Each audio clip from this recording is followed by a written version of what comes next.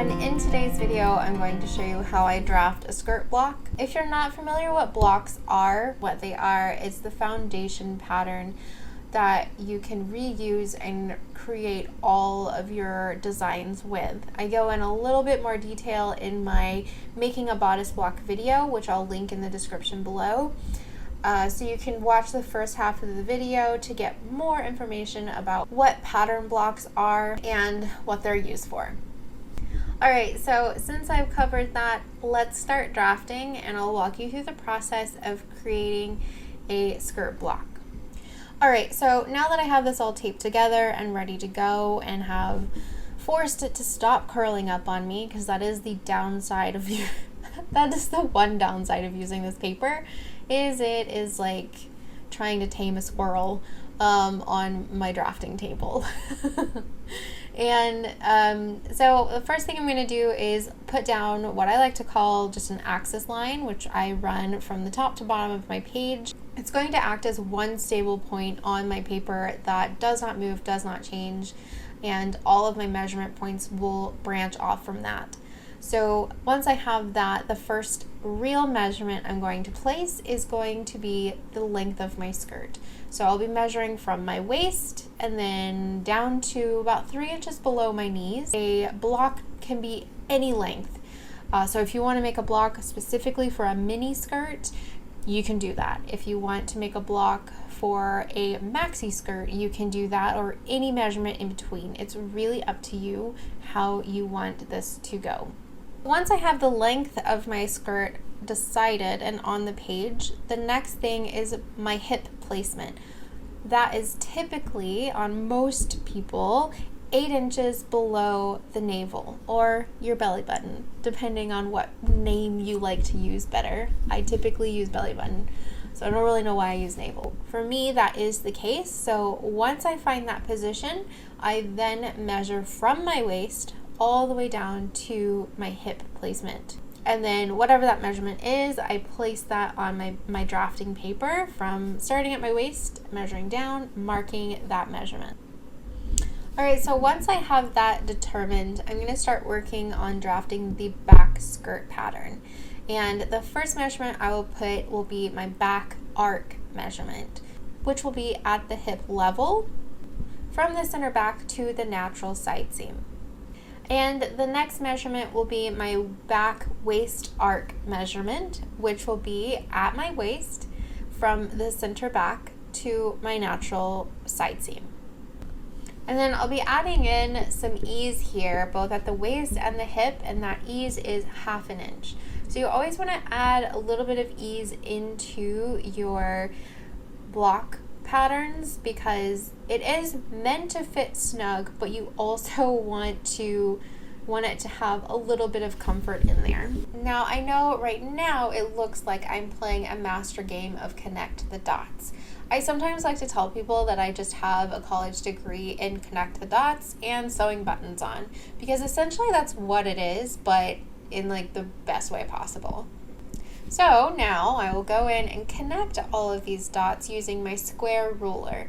And I know it doesn't look like I have much right now, but to be honest, making a skirt block, there's not much there. If you watch my bodice block video, you will see that there are many points of pivoting and just all sorts of things, but a skirt is basically a massive rectangle with a couple of darts. That's essentially what it is. So I'm going to go in using my square ruler and connecting all of these dots. And those dots will be where my waistline is, where my center back seam will be, making sure that my hip level, it goes all the way through the pattern piece. But essentially that's it for now, and then I'll start on the front, and later I'll go in and put all of my darts into the waist.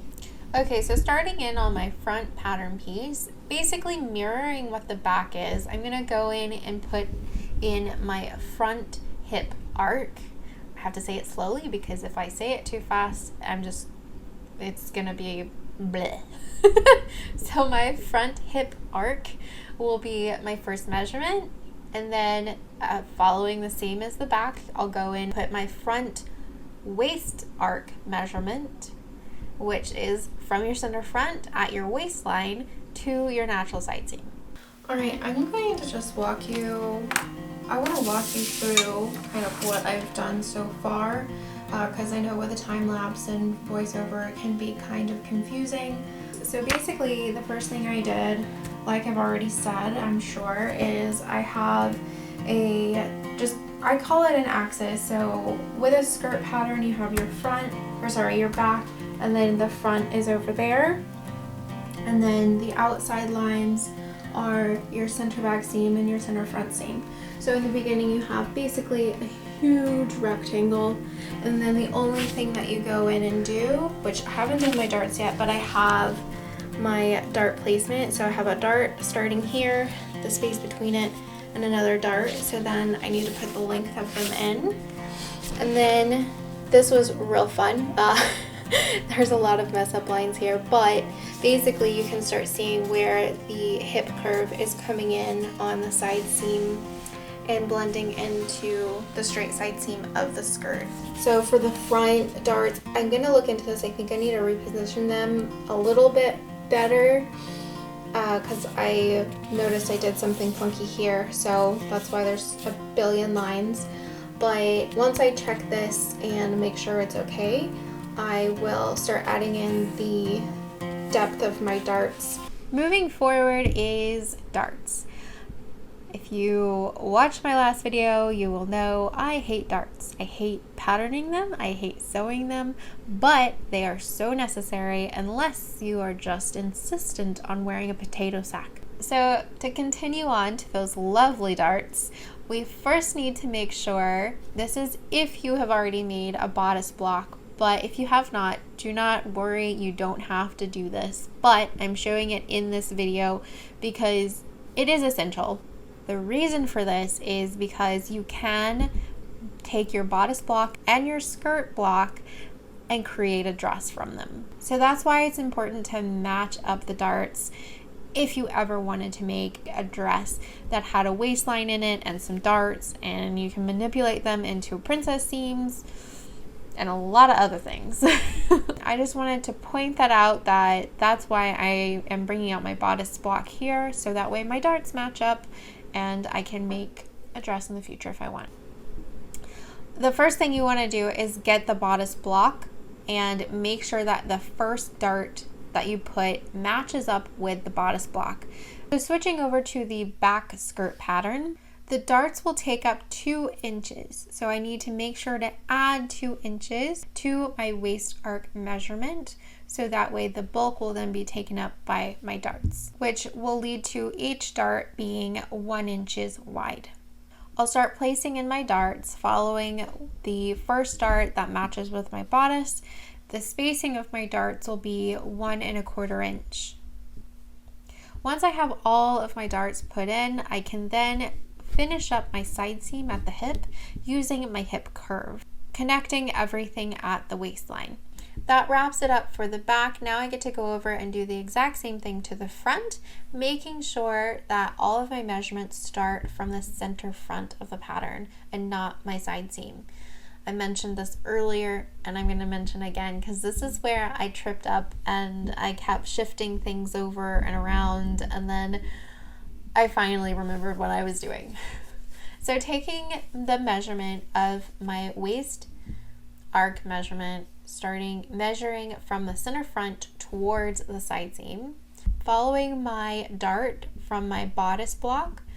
If you don't have that, it's really up to you. I would suggest maybe doing 3 inches from the center front as a placement for your first dart. Once I have that first dart leg marked, I'm going to measure over 5/8 of an inch. The spacing of my darts will be 1 1/4 inch. So the same as my back pattern.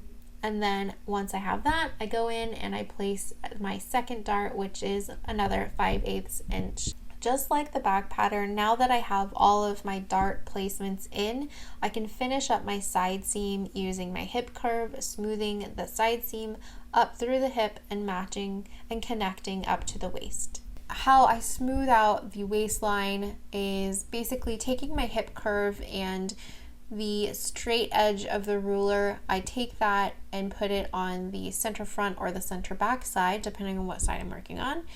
And then I gradually scooch it over until it connects with where my waist measurement is along that side seam axis that I put in the very beginning. So this is very, like, for me, it's always a guessing game because it all depends on how curvy you are.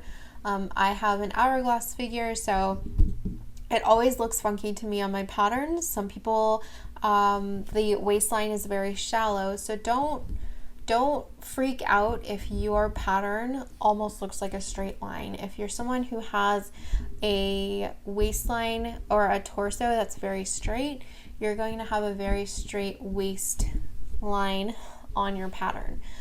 So mine hikes up a little bit because I have an hourglass figure. So to me, sometimes it still throws me off because I'm like, are you sure that's right? And then when I try it on, it's like, yeah, nope, that's right. So don't freak out if yours looks different than mine. All right, now that I have my draft completely done, I'm going to trace it off, add some seam allowance. I'm going to do 1 inch seam allowance on this just in case it happens to be too small. It's just kind of precautionary. I always add 1 inch seam allowance to any mock-up that I do, just in case. So then I'm going to sew it up and then I will be back here to do the first fitting. Hello. Alright, so we're back to awkward lighting, but what we're here for is a fitting. So I sewed up my pattern. I have this inside out to make it easier to fit on myself. So I'm going to pin my center front just so this thing is not moving around on me. Let me find my pins. So, alright. So I can already tell it's too big, which is not a shock. It's actually pretty big.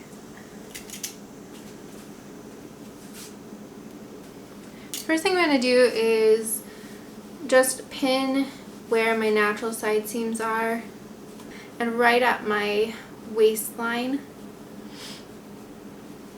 Now I can really just fit one side, but if I do that then it is going to be lopsided. So I'm going to fit both sides, but whatever one looks the cleanest I'll go with.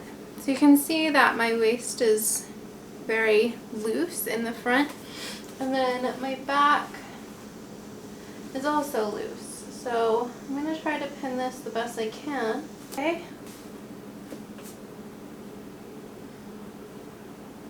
Alright, so I want to evenly distribute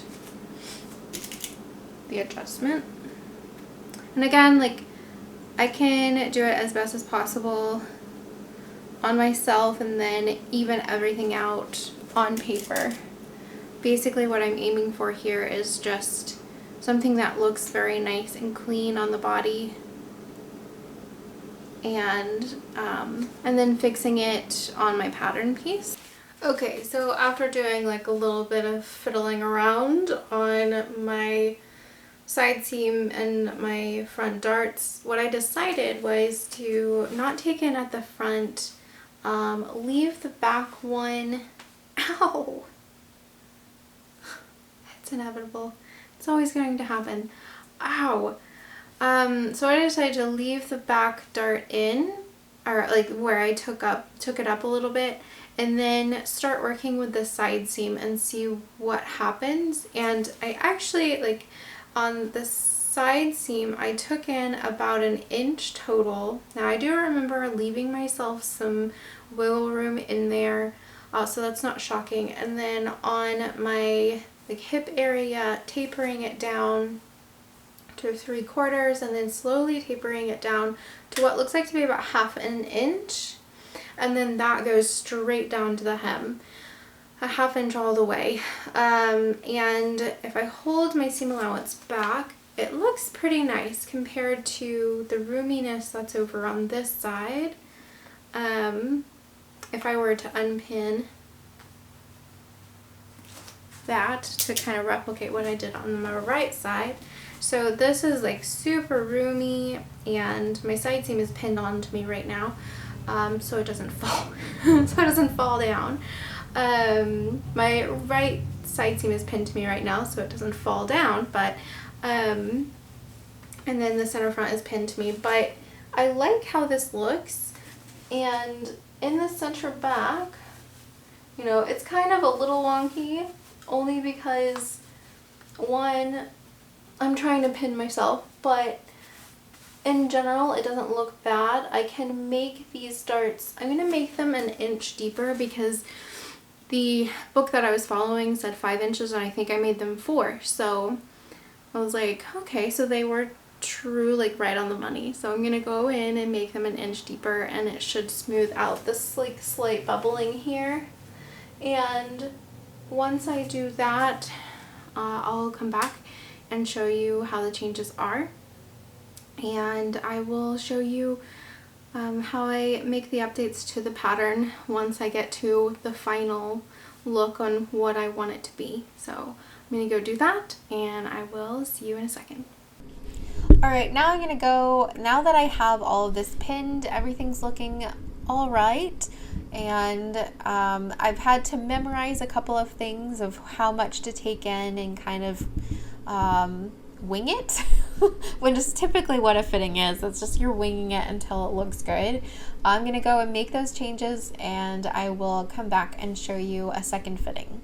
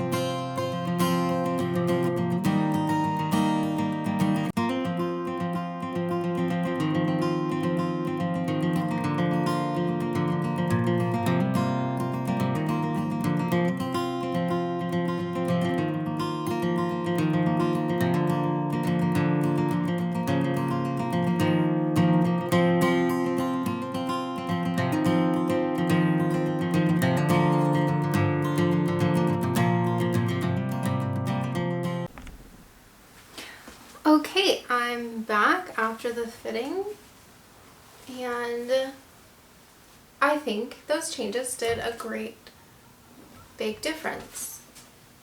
It drapes right off my bum very nicely. My hem is straight and level. My side seams are smooth on the hips, and they don't curve in or anything for a basic skirt block, so everything is just perfectly straight. And the only thing that I'm going to change, I think, is my center front hikes up and then comes back down, so I need to look at my patterns. I haven't looked at my patterns yet. I went and I just sewed where the changes are, and then I came back for a fitting, and I think it turned out really nicely. And the darts on the back, I extended them an inch, and they look very nice. And then of course I'm guessing the best I can with trying to close where a zipper is supposed to be. So, but otherwise, I mean, it looks and feels okay whenever I pinch it out and look at it. So other than that, I think, other than having a wrinkly shirt now, this fitting looks really nice.